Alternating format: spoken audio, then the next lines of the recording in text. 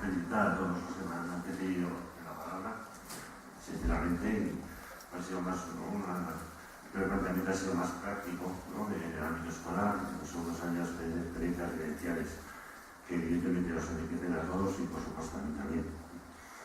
Pero ahora toca algo más duro, ¿no?, que es hablar sobre básicamente aspectos más conceptuales, que a veces son más duros, más ásperos, y que intentaré expresar y transmitir, ¿no?, con la mayor facilidad que yo sepa o pueda. Me comentaba ya José Luis, ¿no?, que de alguna asociación, de alguna otra provincia de aquí, un par de asociaciones, les habían dicho que como, cuando hablamos para dar esta charla, barajamos 2 o 3 aspectos, ¿no? Uno era para qué servía el cerebro, otro era, por ejemplo, ¿no?, la inteligencia productiva, otras funciones evolutivas y TDAH, y otra era esta, ¿no?, para qué existe el TDAH. Y que un par de asociaciones, pues que les habían escrito algo en correo diciéndoles, digamos, suavemente, ¿no?, cuestionando el título, ¿no?, digamos así, de manera suave, ¿no?, de por qué está este título, ¿no?, que a ver si todavía, ¿no?, estamos cuestionando la existencia del TDAH para poner existe el TDAH. Obviamente, si yo no, creo que es obvio que yo defiendo que el TDAH existe, pero creo que lo que no podemos hacer nadie de nosotros, ¿no?, digamos, ni como familiares ni como profesionales, digamos, y diría que como ciudadanos, ¿no?, es volver, ¿no?, mirar para otro lado cuando hay una realidad social, ¿no? La realidad social actual es que hay un debate, ¿no?, encarnecido, entendido, ¿no?, más visceral, yo creo, que racional, ¿no?, y más basado en la ideología que en el conocimiento, ¿no?, sobre si existe el TDAH. Y creo que debemos de tomar una actitud beligerante ante esta situación, pero no desde este furor, ¿no?, iracundo, ¿no?, que está contagiando este debate, ¿no?, sino desde la argumentación y la reflexión sopesada y tranquila y serena, ¿no?, del conocimiento. Y creo que muchos padres, algunos de vosotros, ¿no?, habéis percibido esta angustia que hoy en día está latente en la sociedad, sobre todo por afectados como padres con niños con TDAH, ¿no?, sobre si realmente existe TDAH, si no, si les estamos drogando, si nos estamos drogando, si esto es un trastorno, si es un problema, ¿no? Y realmente, ¿no?, yo creo que tenemos que lanzar un mensaje, ¿no?, congruente y coherente, ¿no?, a la sociedad y a estos padres, ¿no?, porque creo que nos están mirando a los psicólogos como atónitos, ¿no?, y con toda la razón, ¿no?, porque los psicólogos estamos demostrando, decimos los psicólogos, que la psicología es una ciencia, ¿no?, y creo que en la ciencia, ¿no?, nadie cuestionaría si hay variantes del principio de Arquímedes, ¿no? Pero, ¿no?, en la psicología es una ciencia, cada psicólogo se permite opinar, ¿no?, y digo opinar porque opinar, ¿no?, es una cuestión subjetiva. Y yo lo que voy a intentar transmitir, ¿no?, yo no tengo, obviamente, no tengo ideología, ¿no?, pero voy a intentar acercarme lo más posible, ¿no?, a lo que sabemos, ¿no?, del conocimiento científico, ¿no?, sobre la existencia o no del TDAH.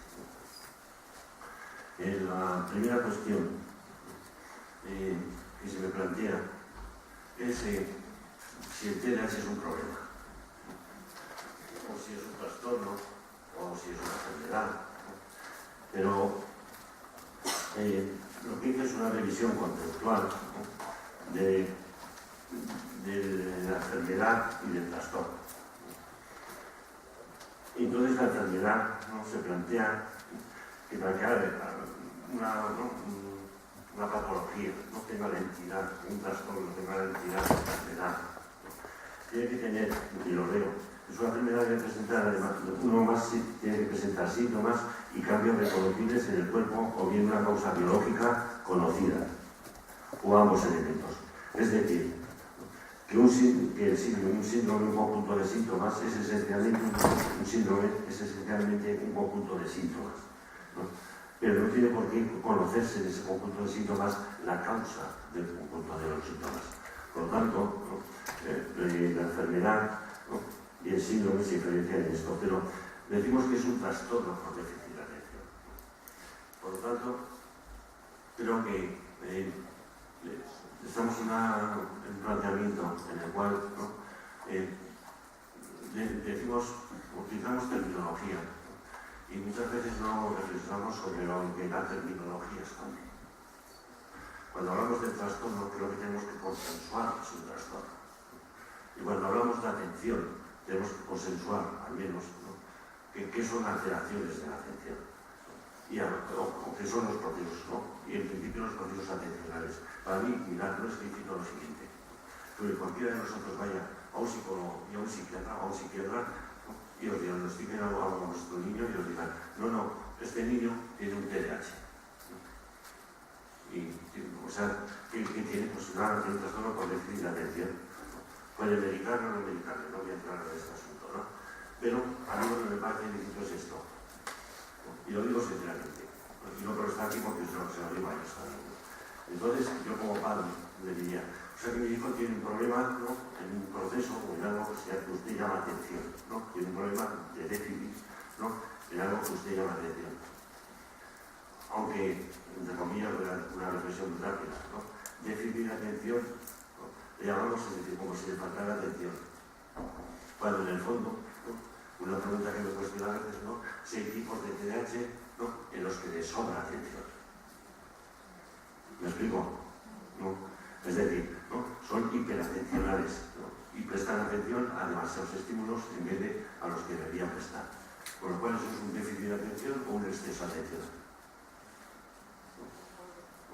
Por eso digo cada parte del término, ¿no?, y atención. Y le preguntaría, o sea que mi hijo tiene un problema de atención, sí, le hemos diagnosticado, le hemos pasado a los profesores, pero el diagnóstico que se hace es muy curioso, ¿no?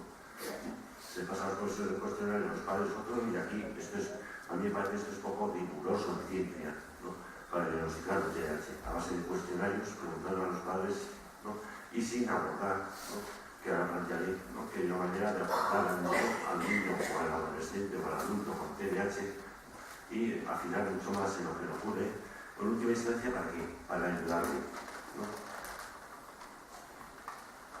Para ayudarle, que esta es la cuestión, ¿no? Entonces, cuando le preguntaría al psicólogo o al psiquiatra, o sea que tiene un problema de atención, ¿y me podría usted explicar qué es la atención y algún modelo atencional? Para que yo entienda esto de la atención, ¿no? ¿Qué porcentaje de psicólogos y de psiquiatras se meterían debajo de la mesa ante esta pregunta? ¿Por qué? Porque el diagnóstico de trastorno por déficit de atención, y no por nadie por donde voy, y he estado ya en bastantes sitios, ¿no?, desconocen modelos atencionales. Veis vosotros a un médico de digestivo y os dice, mira, le he diagnosticado a usted, ¿no?, y tiene usted un problema de estómago, ¿no?, y tiene un problema de la digestión. Pero si le digo sinceramente, no tengo ni idea para qué sirve un estómago. Esto en cualquier rama de la ciencia sería lícito, ¿no? Pero en cambio, ¿no?, en lo que a nosotros nos toca, parece que es bastante lícito. Y nos vamos con esa etiqueta, ¿no?, que eso es más, ¿no?, a veces, ¿no?, nomás nos ponen una etiqueta en la frente, ¿no?, donde nos ponen, es usted un TDAH, ¿no? Es usted un TDAH. Esta cuestión también, cada cuestión me va a llevar a una reflexión, ¿sabéis? No creo que nadie es un TDAH. Creo que cada uno, ¿no?, es Fernando, Felipe, María, Antonio, Jesús o José, y tiene un TDAH, pero es él. Y su identidad, ¿no?, es lo más importante. Y tiene una identidad como ser humano, ¿no?, y a veces estremecedora, ¿no?, que nos estremece y maravillosa, como las dos muestras que hemos encontrado, ¿no?, que hoy hemos visto aquí, ¿no? Con lo cual, ¿no?, nadie es un TDAH. O vosotros diríais, cuando tenéis un dolor de muelas, soy un dolor de muelas. O si tenéis una fibromialgia, diríais, soy una fibromialgia. O soy yo y tengo una fibromialgia. Por tanto, reivindico, ¿no?, que la identidad del ser humano nos afecta por tener un TDAH. Y vemos aquí identidades que para mí son ejemplares, hoy mismo hemos visto todos. Para muchas personas fuera como ellos. Lo digo de corazón. En cuanto a... voy saltando una buena cuestión por problemas de tiempo. Y básicamente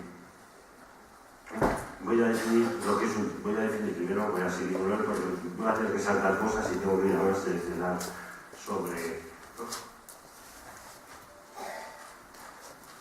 la marcha, ¿no?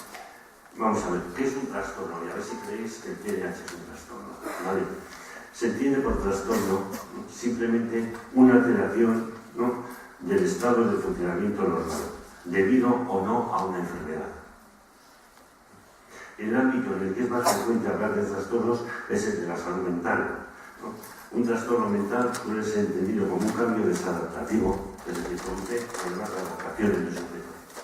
En el ámbito escolar, en el ámbito social, ¿no?, en el ámbito familiar, etc. Esto produce, ¿no?, el TDAH.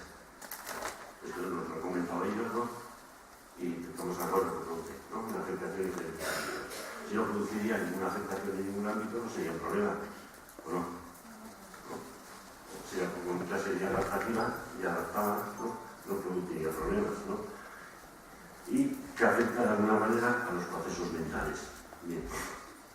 Cuando hablamos, ¿no?, de enfermedad, de trastorno mental, ¿no?, que nadie se asuste, ¿no? Básicamente, lo que estamos hablando, ¿no?, ¿vale?, es de una cuestión que espero que todos estemos de acuerdo, ¿no? Cuando hablamos de trastorno mental, yo creo que el término trastorno mental debe ser modificado en la actualidad.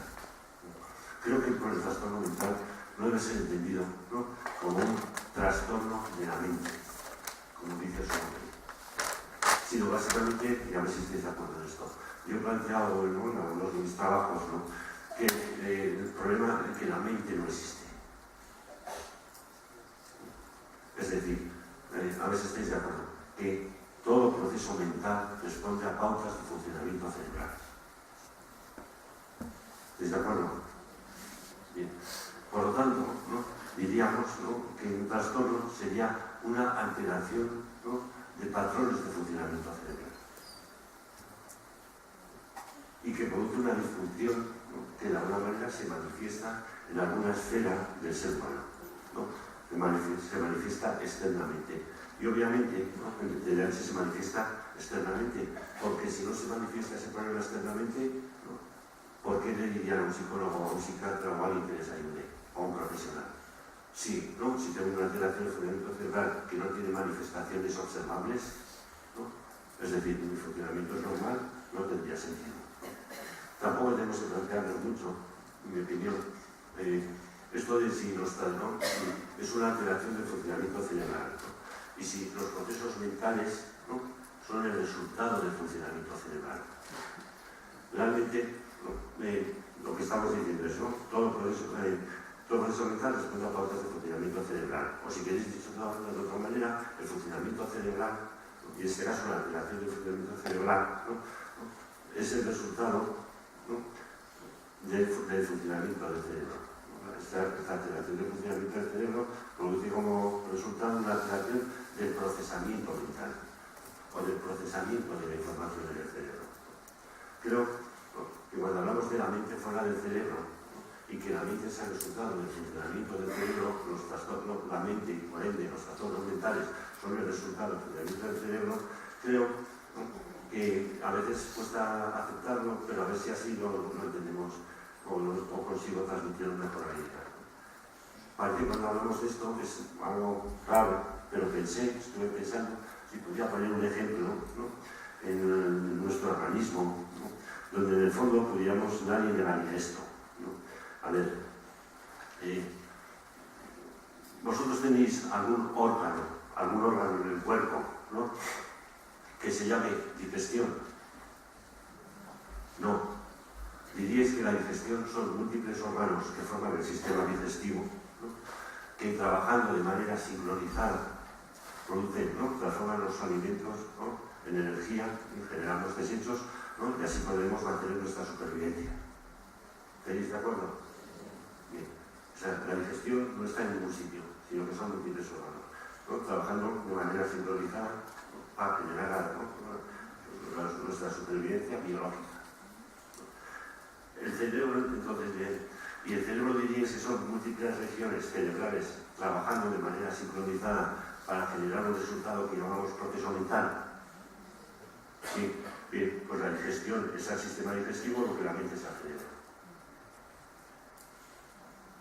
Así de sencillo. Tal vez sea así de sencillo, ¿no? Nadie tiene nada que se llame digestión, pero todos asumimos, ¿no?, que es el funcionamiento de diferentes regiones. Los procesos mentales son el resultado de diferentes regiones del cerebro trabajando de manera, ¿no?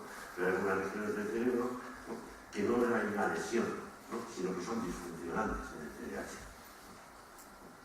Porque creo, ¿no?, que hay una cuestión que me parece que es muy importante también transmitiros. Un trastorno mental no es una lesión cerebral. Y esto a los padres creo que hay que dejarles muy claro. Fijaros, el cerebro básicamente tiene estructuras, ¿no?, regiones cerebrales. Esas estructuras tienen una función, ¿de acuerdo? ¿No? Y lo que vamos a ver, en el TDAH a mí me parece que en las revisiones que hemos hecho, que vemos más, ¿no?, que no hay afectación de las estructuras, ¿no?, sino más, en todo caso, de la función. Me explico, ¿no?, para entender la diferencia entre estructura y función. Vosotros, si imaginaros, ¿no?, que cogéis, ¿no?, las diferentes piezas de un motor de un coche, ¿no? Y esto es un TAC y una resonancia magnética, ¿eh? Básicamente lo que hace el TAC y esa resonancia magnética que normalmente pedimos, ¿no?, para certificar, ¿no?, y cerciorarnos de que el diagnóstico de TDAH es cierto, por ejemplo, en nuestro hijo, ¿no?, a la referencia a esto de pedir un TAC o una resonancia magnética, ¿no? Porque básicamente, ¿qué hacen? A ver, ¿no?, son pruebas estructurales del cerebro. ¿Qué quiere decir esto? ¿No? Que si yo le cojo el motor de un coche, ¿no?, y le hago un TAC, y se lo puedo hacer al motor de un coche, ¿no?, ¿qué me dice el TAC? Me puede decir que hay una afectación en una de las piezas del coche, ¿no? Con lo cual, ahora, ¿no?, eso es un daño en la estructura del motor. ¿Me explico? Pero lo más probable, ¿no?, y sobre todo en el TDAH, ¿no?, en lo que nosotros hemos estudiado es, ¿no?, porque se ha movido todo. Bueno, lo he movido yo, ¿no? Bueno, esto para que nos maree, ¿no?, porque tenemos tanto la puerta en marea. Fuera y dentro, ¿no?, de nosotros, ¿no? Entonces, yo os pongo todas las piezas del motor, ¿no?, y os digo que todas las piezas están bien. Es decir, no hay daño estructural, no hay daño en la estructura del motor. ¿Quién de vosotros me aseguraría que ese motor, cuando lo arranque, va a arrancar bien y el coche va a funcionar bien? ¿Alguno se atrevería a decirme que sí? No. Con lo cual, veis que claro lo tenéis, si en el fondo lo sabéis, ¿no? La diferencia es esta, ¿no?, entre estructura y función, ¿no? Que las estructuras pueden estar intactas, pero por algún problema, ¿no?, tienen una afectación de la función, no de la estructura, ¿no? Y el TDAH, ¿no?, es un trastorno que yo creo que sí lo tratamos bien desde el buen pronóstico, básicamente porque una de las cuestiones argumentarias, ¿no?, de mucho peso, ¿no?, porque es más afectación, ¿no?, funcional que estructural. ¿Qué crees que es más fácil recuperar? ¿Una función o una estructura? Una función, obviamente, ¿no? Y por otro lado, se hace unos 3 meses o 4 de pared de otra cuestión, y que me parecía que era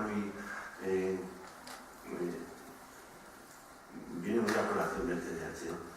Incluso, ¿no?, plantea el buen pronóstico del trastorno, que en el fondo puede haber daños en la estructura y la función, que en eso todos estamos de acuerdo, pero me deparé en una cuestión, que el 80% del cerebro es sustancia blanca y el 20% del cerebro es sustancia gris, pero me voy a explicar.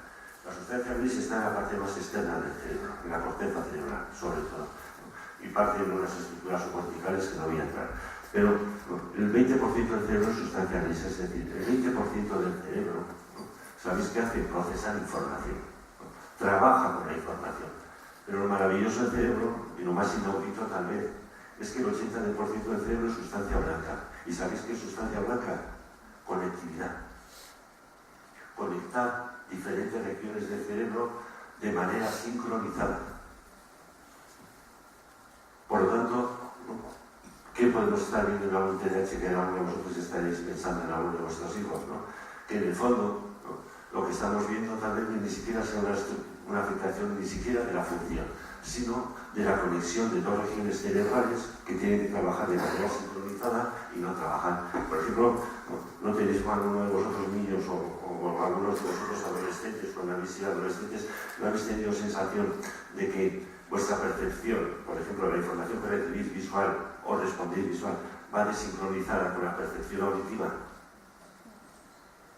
¿No? Que no van a ver, ¿no? Y esto os genera una conducta como de caos, ¿no?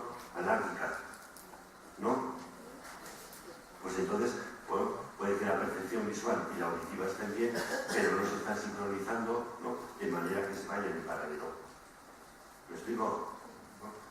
Y todo eso me parece muy importante transmitiros y transmitir a la sociedad que sabemos, ¿no?, algo de qué va esta historia, ¿no?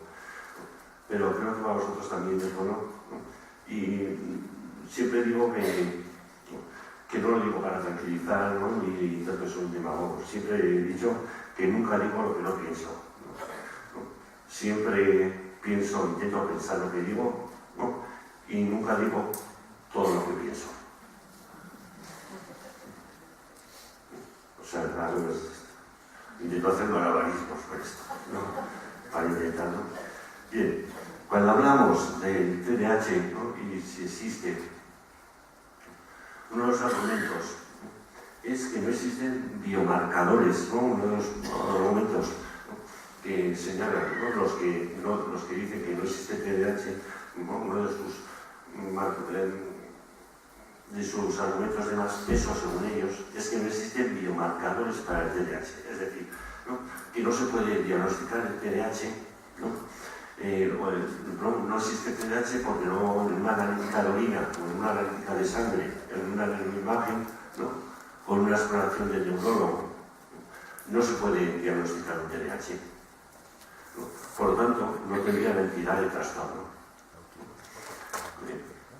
Fijaros, a mí una de las contradicciones, ¿no?, más graves, ¿no?, y más inadmisibles que hay es que aquellos, ¿no?, que nos acusan de que planteamos, ¿no?, de que el cerebro es el centro de todo, ¿no?, fijaros, ¿sí?, dicen, ¿no?, porque yo he debatido 7 horas encerrado, ¿no?, con el líder, ya sabéis quién es, ¿no?, del TDAH no existe, ¿no?, Marina Pérez.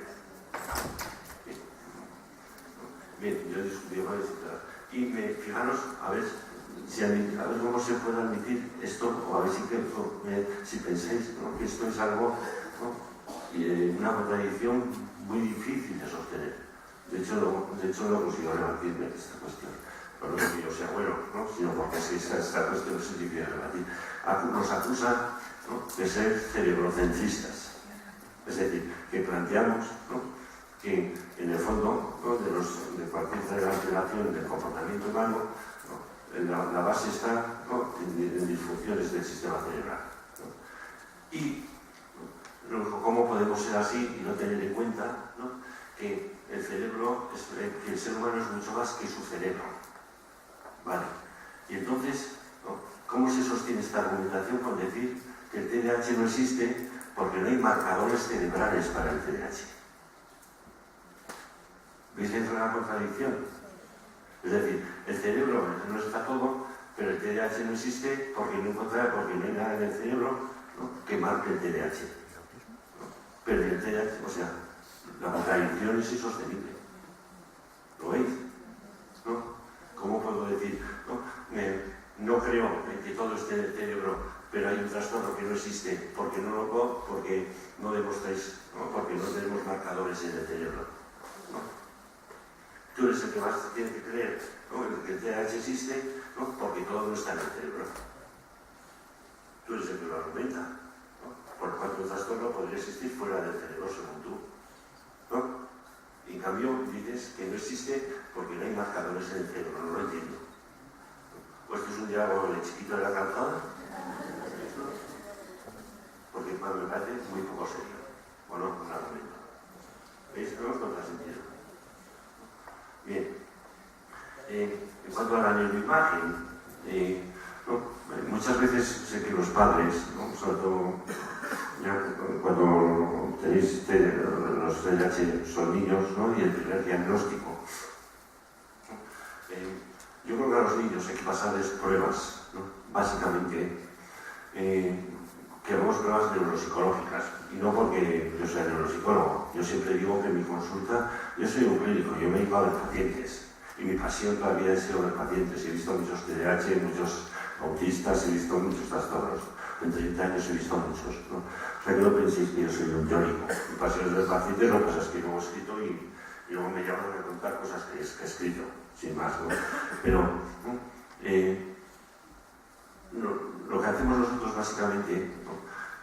La neuropsicología lo que estudia son las relaciones entre el cerebro y la conducta humana. Es decir, entre el cerebro del niño que nos traen, ¿no? Y la conducta que han observado los padres, intentamos ver si existe una relación, ¿no? Y si hay una congruencia entre afectación de algunas regiones cerebrales y el comportamiento que observamos. Este es nuestro trabajo, básicamente. Estudiar las relaciones cerebro y conducta. Y ¿no? Vemos a veces, les pasamos las pruebas y vemos que en las pruebas hay ciertos procesos que están conservados y ciertos procesos, ¿no? Que vemos leves alteraciones, ¿no?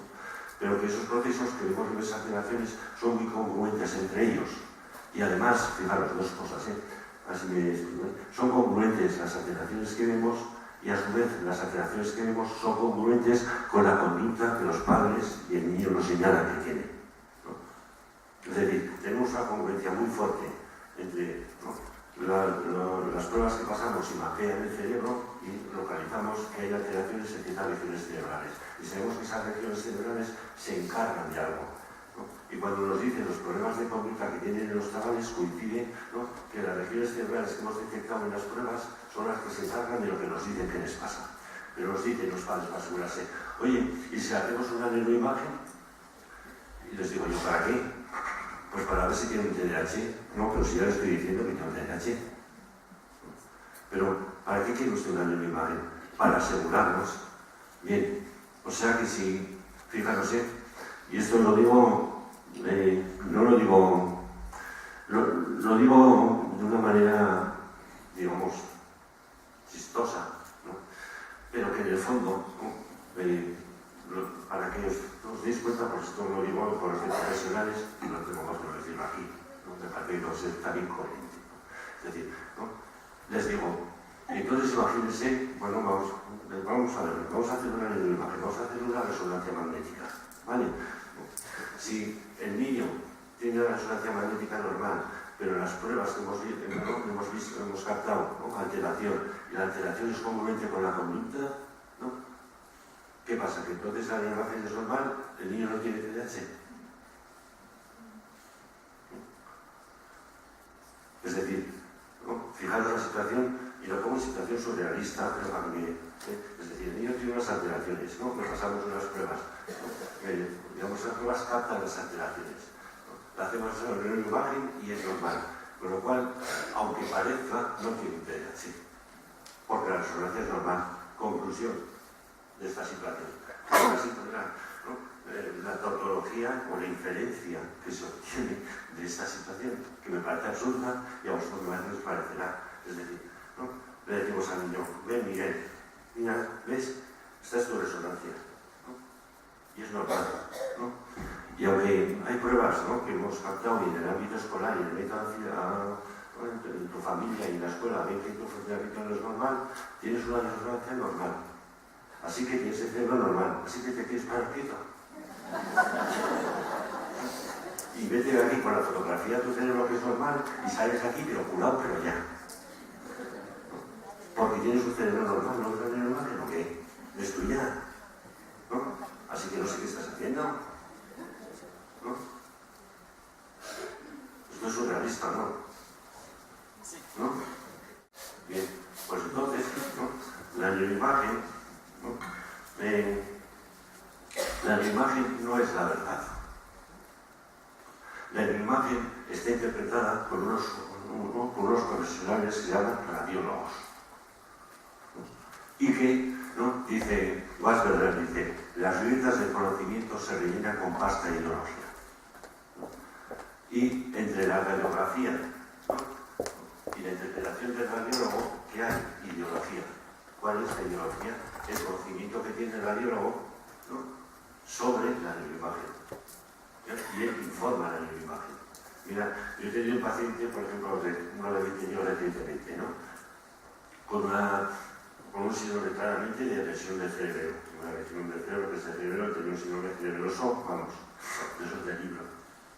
Pero me trae la resonancia y ponía la resonancia. No se observa ninguna alteración estructural en el cerebro que permita, ¿no? plantear que el paciente tenga ninguna afectación cerebral. Esto en Pamplona, informado por un radiólogo de Pamplona. Pero bueno, yo colaboro en unas investigaciones con un hospital de Madrid, con la Rubén Internacional, y allí el que lleva lo de radiología, el diagnóstico, le llamo y le digo, oye, te voy a dar una resonancia, la de que estás informada como normal, pero no te voy a decir nada de lo que le pasa al sujeto, ¿no? Y me dices qué opinas, ¿no? Y le digo, te la mando, pues se la mando, ¿no? Y me llama, me dice, Tomás Ortiz, ¿no? Me dice, oye Javier, esta resonancia que me dice, no, lo que quiero es que me digas tú y yo, ¿no? Tú eres el que sabe.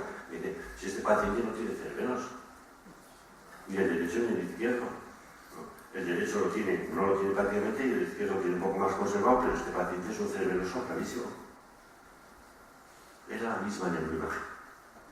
Por tanto, la neuroimagen no son fotografías del cerebro, sino son imágenes tratadas, ¿no?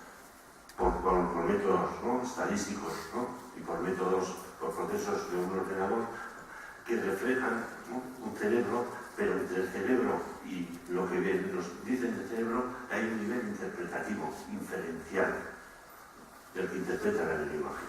¿No? Por lo cual la neuroimagen no debe ser patronólogo. ¿No? En cuanto a esto de los marcadores biológicos, ¿no? es que, claro, ¿por qué tenemos que tener marcadores biológicos para el TDAH? ¿No? O de neuroimagen, si no tenemos para ningún otro trastorno. Vosotros, si tenéis algún familiar, ¿no? Que haya tenido, por ejemplo, una crisis de ansiedad, bueno, o varios de vosotros habéis tenido una crisis de ansiedad, ¿no? Hombre, para tener una crisis de ansiedad hay que tenerla.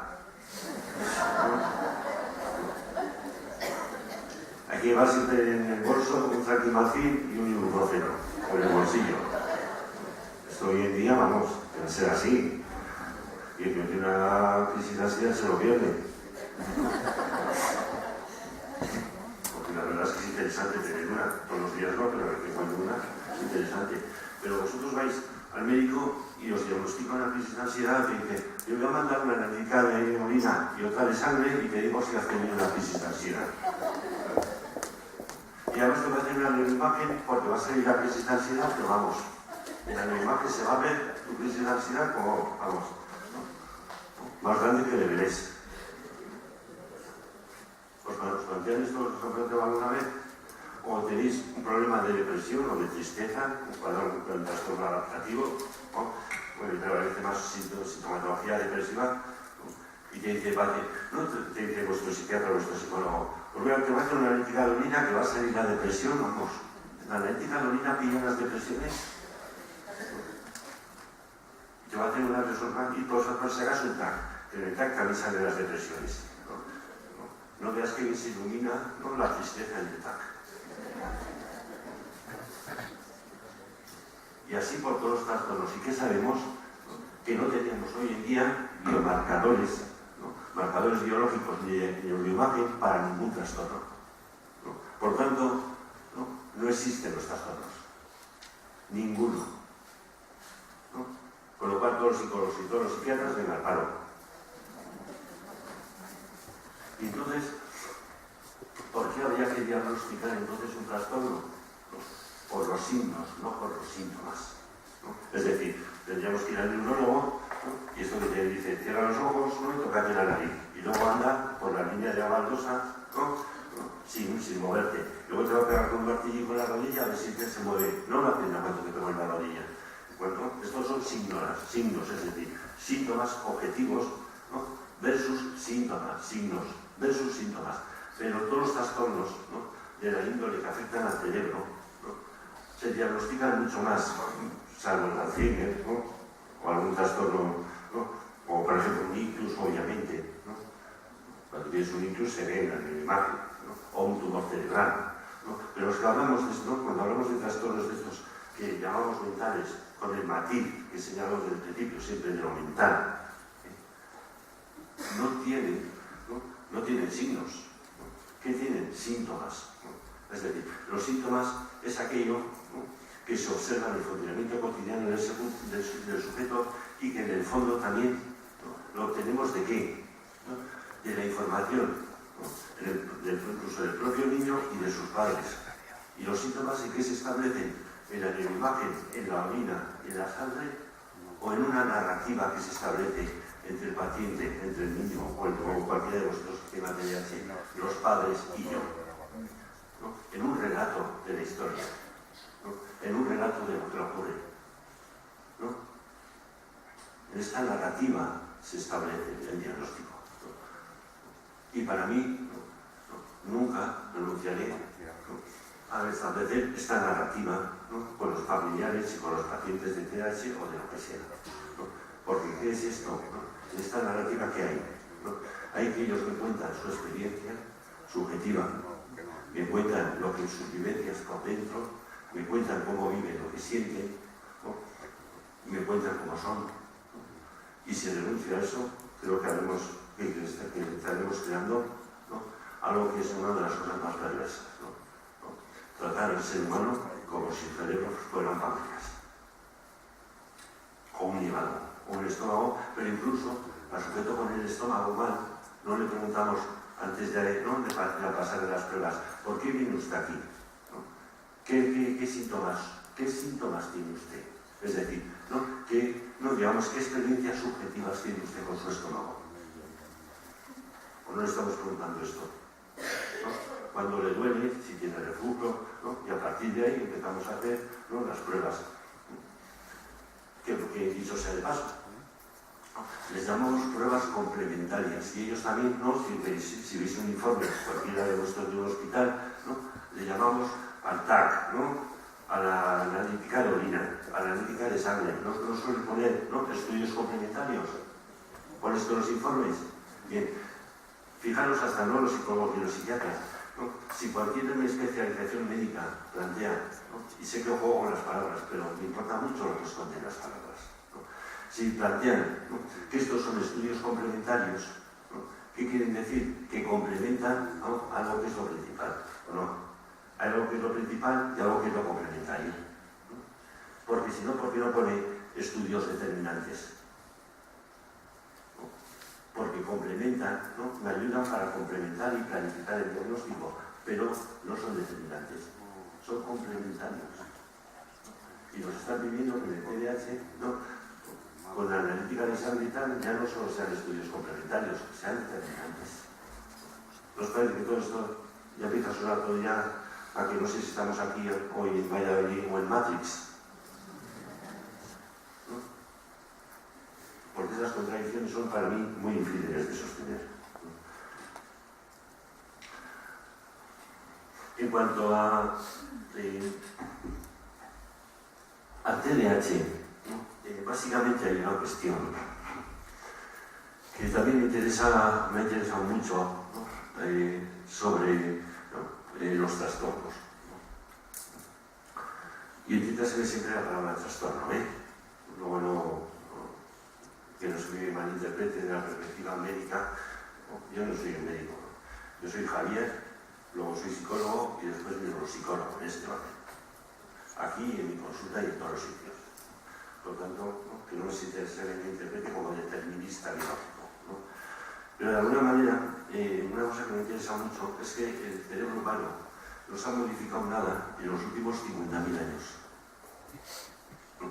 Es decir, la versión 3.0 de nuestro cerebro es hace 50.000 años, ¿no? Entonces, empecé a estudiar cuál era qué hacía la función de nuestro cerebro hace 50.000 años. Y que empecé, porque hay una cuestión, hay una cuestión en Darwin que me parece fundamental, ¿no? Y que plantea lo siguiente: si de alguna manera hay un trastorno que no es adaptativo, desde la perspectiva de la evolución, ¿no? Algo que no es adaptativo, según Darwin, estaréis de acuerdo, ¿no? Que las conductas del ser humano buscan la adaptación y nuestra supervivencia. Esto diría Darwin, es su selección natural de las especies. ¿Sí, no? Bien.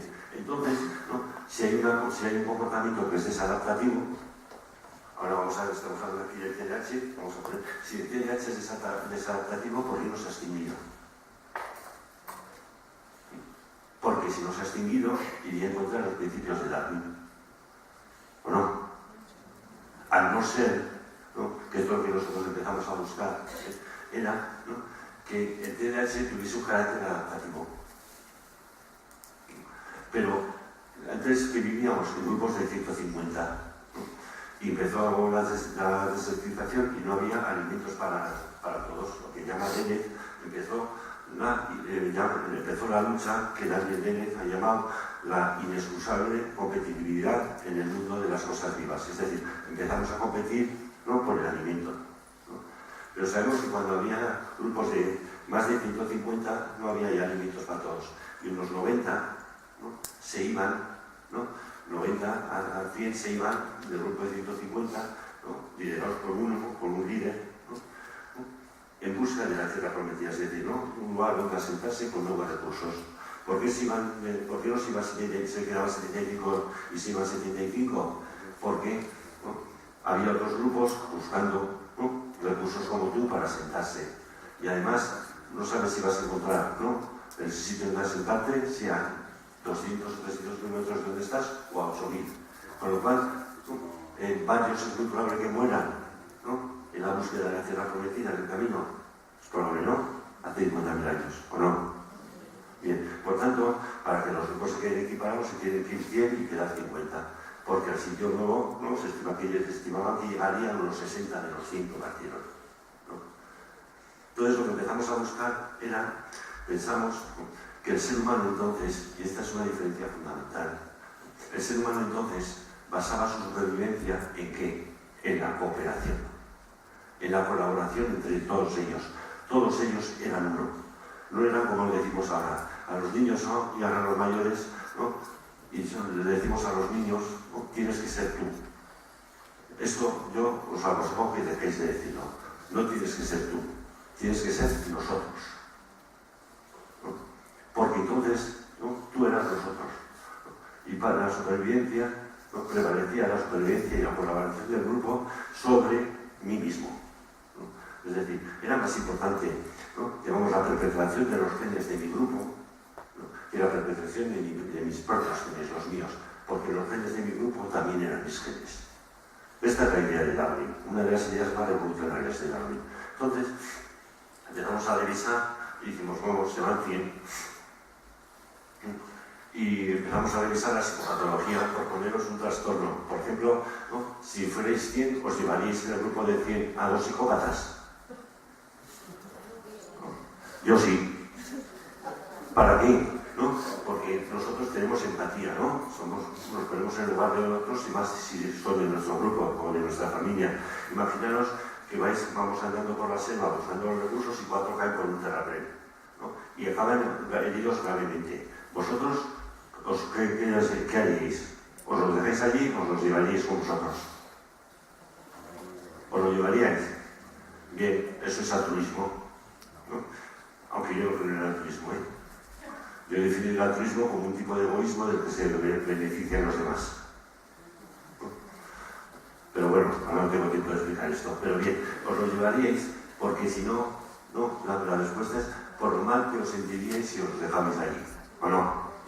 Bien, pero esto que pasa, que retrasa el grupo, ¿no? Y os va a poner, o no, os va a someter a muchos más peligros y a más amenazas, porque veis con mucho retraso por llevar a los 4 heridos, los otros 4 que van a caer a los sitios que kilómetros, 8 heridos.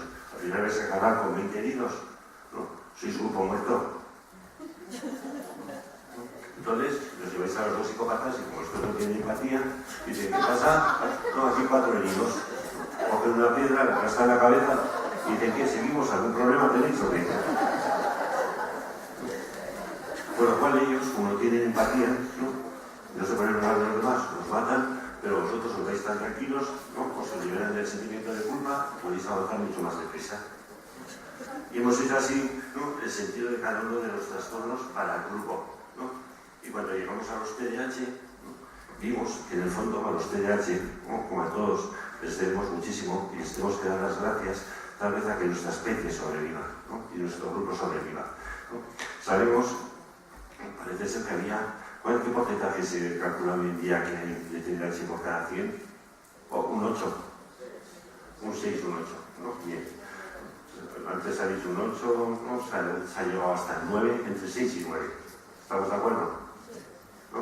Los estudios dicen esto, ¿no? Dicen, no hay un 6, entre 6 y 9. Bien. El número perfecto, para mí, para 6 o 8, ¿no? ¿Llevaríais a 6 o 8 TDAHs? Eres un buen número de ejemplo de un TDAH de este tipo que les debemos a él la vida. ¿Cómo te llamas? Álvaro. Pues Álvaro es un ejemplo de ello. ¿Sabéis? Nos ha enseñado que hacían, ¿no? Los lanzábamos para adelante a ver qué había. Bueno, tú eres un explorador. Y mejor ejemplo de explorador que tú, ¿no?, porque nos has mostrado, ¿no? Entonces, si iban 8, cada uno por un sitio, porque no volvían 4, por ahí no ibais. Porque no habían muerto. Estaba hablando en serio, ¿eh? Y por donde venían los 4, hablaréis con ellos, ¿no?, y elegís el camino por donde ir, ¿no? Que, esto tendría que ver con la representación de los genes, pero que yo sepa, ¿no?, los TDAH no van al psiquiatra o al psicólogo, la mayoría de ellos porque van por alteraciones de conducta en el ámbito familiar y por, ¿no?, como muy bien ha explicado magníficamente Javier, ¿no?, por problemas, ¿no?, relacionados con el ámbito académico, escolar y el rendimiento académico. Pero alguna de vosotros ha ido al psicólogo o al psiquiatra porque su hijo con TDAH liga poco. No, porque en el fondo, ¿no?, tiene un estilo más extroyectivo, más hacia afuera que hacia adentro, ¿no? Entonces ligando son buenos. Con lo cual, como de 6 o de 8 volvía a la mitad 4, más esos 4 la perpetuaban los genes de los otros 4 que no habían muerto.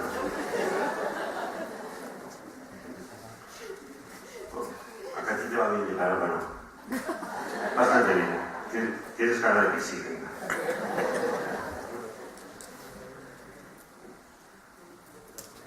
Vamos a tener una otra cuestión.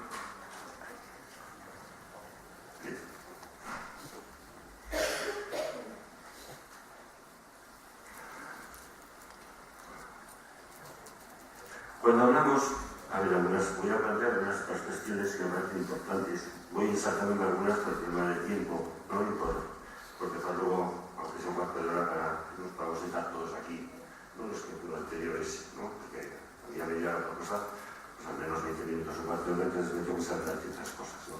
Pero vamos a ver. Bien, cuando nosotros planteamos, ¿no?, que el cerebro, ¿no?, está relacionado con el TDAH, no quiero que se nos entienda mal. No decimos, ¿no?, que la causa, ¿no?, última, ¿no?, o primera del TDAH sea una alteración cerebral. Voy a intentar explicar qué quiero decir con esto. Lo que quiero decir con esto es que realmente el ser humano, en mi opinión, es un ser cognitivo, es decir, que piensa, emocional, es decir, ¿no?, siente emociones y sentimientos, aunque emociones y sentimientos habría que diferenciar que son, pero ahora no tenemos tiempo, ¿no?, porque me da la impresión que muchas veces nosotros, incluso los psicólogos y psiquiatras, nos dicen, tienen dificultad para expresar sus emociones y sentimientos, pero dicen emociones y sentimientos como si dijeran Ramón y Cajal, y Ortega y Gasset, emociones y sentimientos, ¿no? Y también les preguntaría, ¿me puedes explicar la diferencia entre sentir una emoción y sentir un sentimiento? Y me dirían, cambiemos de tema. Porque hay diferencias. Pero no hablamos así, ¿sabéis? Todo de carrerilla, ¿no? Emociones y sentimientos, vengan todos en el mismo pack, ¿no? Bien, pero el ser humano para mí es un ser, básicamente, ¿no?, que piensa, digamos, por otro lado, se emociona. Otro aspecto fundamental, se mueve, ¿no?, y se relaciona. Es decir, somos seres cognitivos, emocionales, motores y sociales, ¿no? El TDAH tal vez no haya más que una descompensación del sistema, ¿no?, hacia más aspectos, ¿no?, sobre la parte cual, la parte motora, ¿no? Se mueve, ¿no?, pero piensa, ¿no?, y siente, ¿no?, y se relaciona, ¿no?, aunque a veces, ¿no?, por su impulsividad no sabe relacionarse bien, ¿no?, y se relaciona en empujones. A veces no, pero es una manera de interaccionar con los demás. A veces no. ¿Por qué? ¿No? Porque sus problemas atencionales, ¿no?, no le permiten un desarrollo cognitivo, ¿no?, de todo adecuado, y su manera de decirle a alguien, ¿no?, que le aprecia, ¿no?, es pegándole una colleja. Pero el que esconde la colleja está aprecio. Otra cosa es que lo sepamos interpretar. Pero cuando decimos, ¿no?, que somos seres que tenemos un cerebro, ¿no?, y que pensamos, nos emocionamos, ¿no?, nos movemos y sentimos, ¿no?, ¿sabéis cuál es lo demagógico? Que nosotros decimos que la causa de todo es el cerebro. No, voy a entrar por otra vía, por cualquiera de ellas, para que veáis lo que queremos decir. Lo que voy a plantear es una cuestión que a mí me parece fundamental. Diréis, este todo me parece fundamental, ¿no? Pues sí, ¿no? Lo que digo me parece fundamental porque tengo aquí cosas con menos fundamento. Estas son los fundamentos que tengo que seleccionar. Pero para poder entender, a mí siempre digo que tenemos que entender el mundo interno, ¿no?, de los sujetos que atendemos, y los padres el mundo interno, ¿no?, de sus hijos, su mundo interior, ¿no? Y a mí eso me parece fundamental, ¿no? Entonces, vamos a ver, ¿no? Nos dicen, vosotros decís que hay una alteración cerebral, ¿no?, y que esto provoca todo. No decimos eso, ¿no? Voy a entrar, decimos que en el fondo, ¿no?, siempre establecemos, vuestro cerebro no establece siempre causa-efecto, ¿no? Decimos, la causa es X, ¿no?, y esto produce un efecto, ¿no? O no funcionáis. Fijaros cómo el cerebro funciona por los principios de la causalidad, causa-efecto.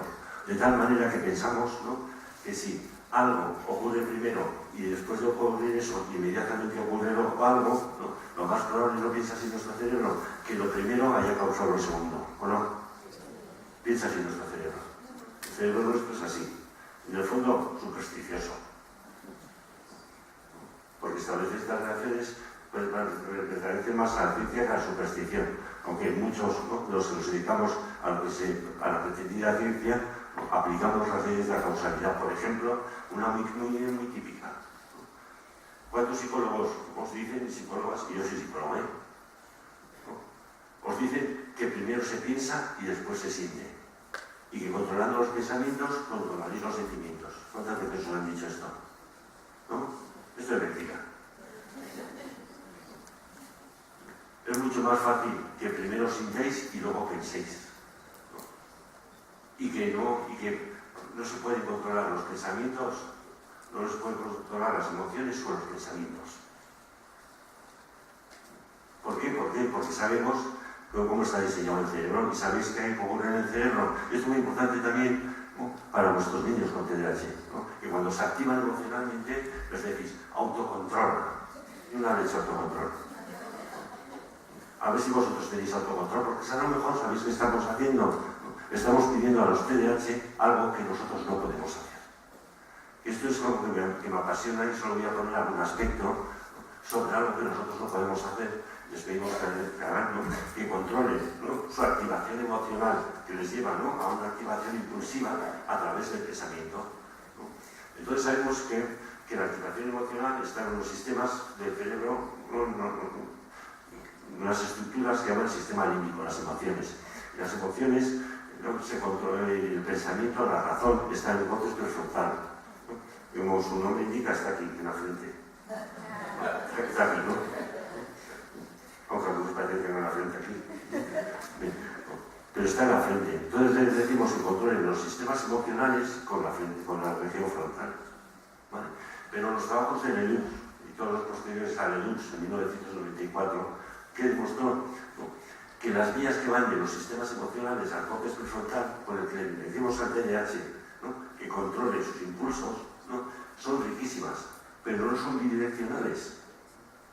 Y las que van del córtex prefrontal hacia el sistema emocional son pobrísimas, pero literalmente por cada 10 vías o 12 que tenemos del sistema emocional al córtex prefrontal, hay 2 vías del córtex prefrontal al sistema emocional.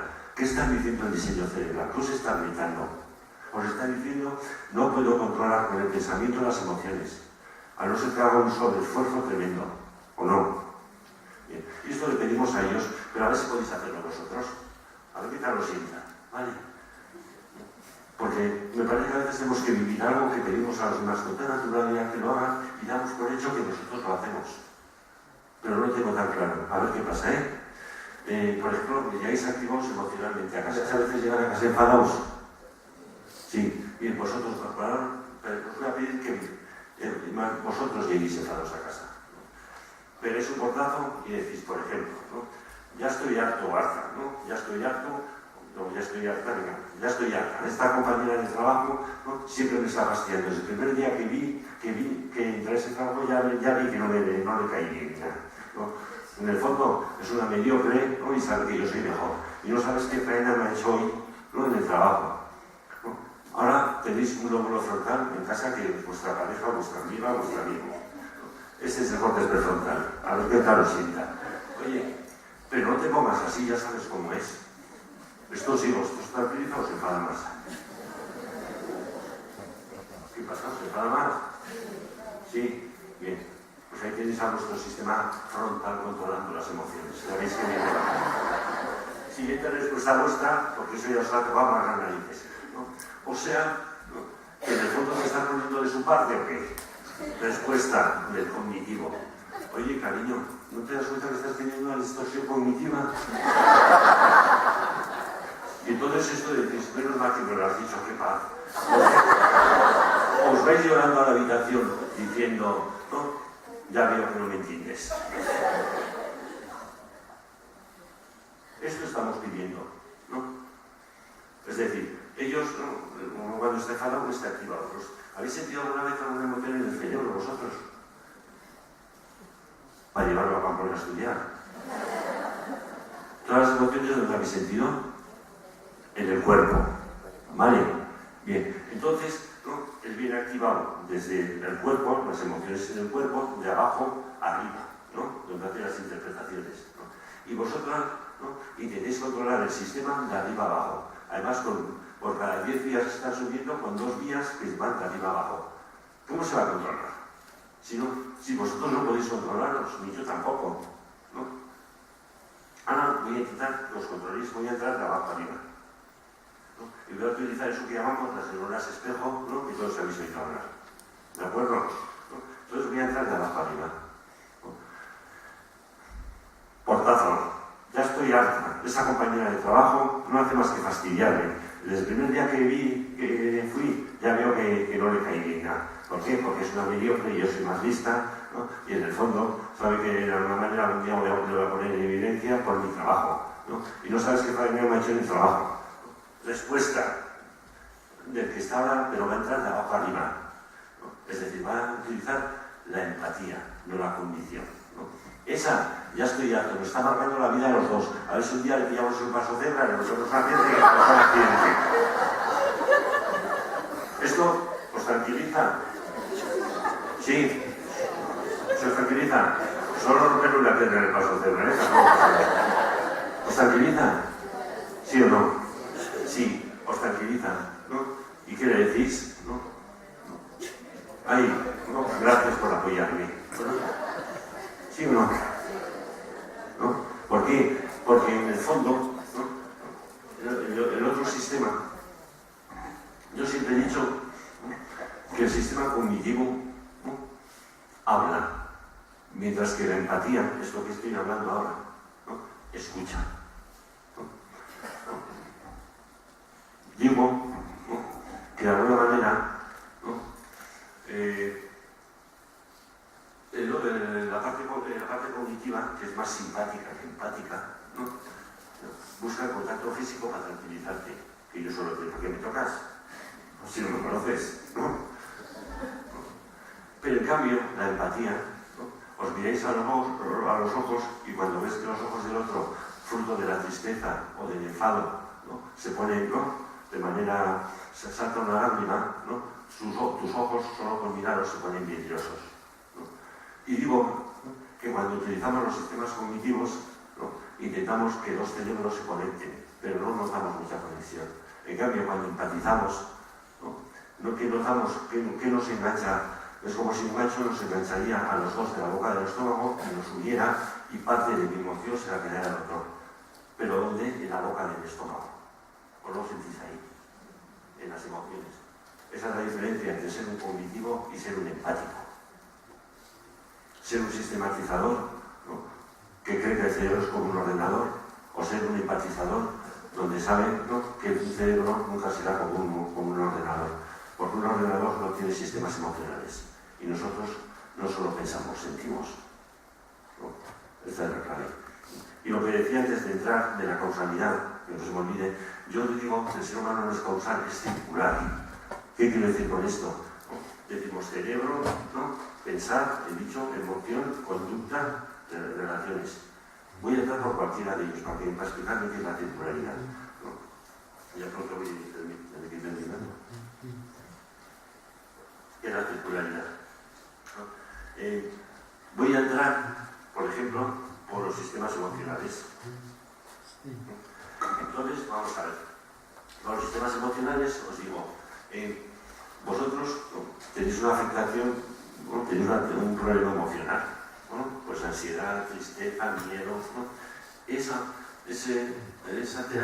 afectación de las emociones os afecta a vuestra conducta. Sí. Bien, pues, y vuestra conducta, ¿no?, por ejemplo, si tenéis miedo o tristeza, el comportamiento, si tenéis miedo o tristeza, tendréis a moveros más o estar quietos. Si estáis quietos. Bien. Si estáis quietos, eso afectará a las relaciones sociales, interaccionaréis menos con los demás, ¿no?, en la calle si no salís, ¿no?, estáis quietos en casa, ¿no? Bien.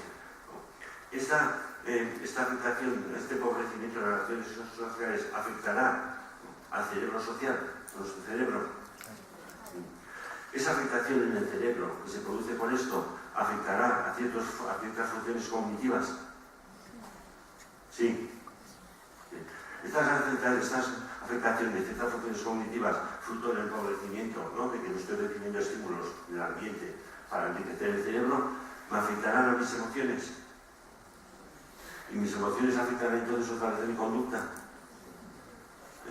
Voy a entrar, bueno, por la conducta, por los pensamientos. Tengo una alteración en los procesos cognitivos, en la atención. Tengo un problema atencional. Mi problema atencional afecta a mis emociones. Porque muchos de los TDAH, que no pensemos, muchos de los TDAH, sobre todo, ¿no?, las cosas como son, más los inatentos que los combinados, que los impulsivos que los inatentos, y ha señalado muy bien Javier, ¿no? Yo, al menos yo he entendido eso, ¿no? ¿Qué tienen? Tienen un estilo no tan extrovertido, ¿no?, que los impulsivos tienen, ¿no? Y en el fondo no tienen una percepción, los que son inatentos, de que ellos son diferentes. Tienen un sufrimiento en el fondo oculto y silente a veces, ¿no?, de que, ¿no?, para lo que los demás hacen, ellos tienen que hacer 3 veces más esfuerzo para conseguir lo mismo. Bien, entonces esto está produciendo un sufrimiento emocional. El sufrimiento emocional afectará a su conducta y su conducta afectará a sus relaciones sociales con los demás. Al sentirse diferente, estará triste, se aislará o acomplejado, entre comillas. Sí. ¿Y esto afectará a su cerebro? ¿O no? Sí. Bien. Entonces, percepción visual, ¿no? A todo esto, ¿no? Entonces, ¿no? ¿Qué tiene problemas a veces de integración?